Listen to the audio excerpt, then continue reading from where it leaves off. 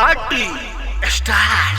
Happy new year oh my dear, singing by Dharmendra Nirmaliya and Niku निराला।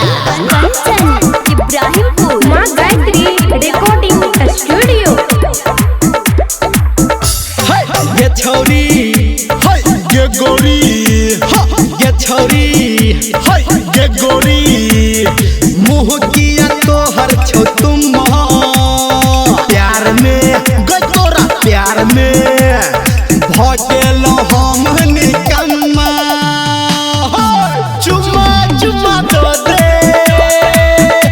चुम्मा चुम्मा दो दे, चुम्मा चुम्मा चुम्मा दो दे, चुम्मा चुम्मा दो दे, चुम्मा।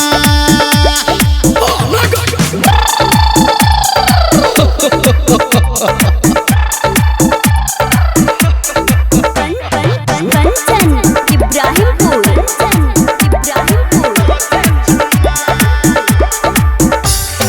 चढ़ल नया नया अखन साल छै, तोरा लेल दिल ई बेहाल छै।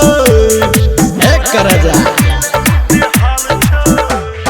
चढ़ल नया नया अखन साल छै, तोरा लेल दिल ई बेहाल छै। मौसम छै सुहाना, हम छी दीवाना, तोरो हो दे तौगे झुम्मा। चुम्मा चुम्मा दो दे, चुम्मा चुम्मा दो दे, चुम्मा चुम्मा चुम्मा दो दे, चुम्मा चुम्मा दो दे, चुम्मा।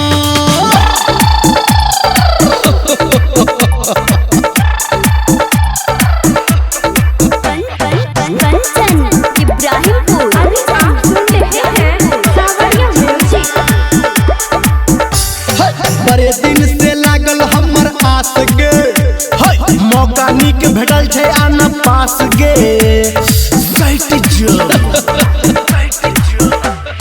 बड़े दिन से लागल हमर आस गे, मौका निक भेटल छै आना पास गे। कहू निरमलिया निकू निराला, राइटर बादल भके घुमा। चुम्मा चुम्मा दो दे,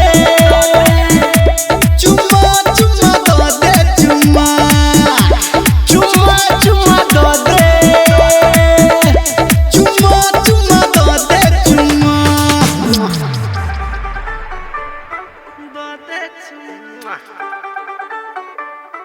दो दे चुम्मा।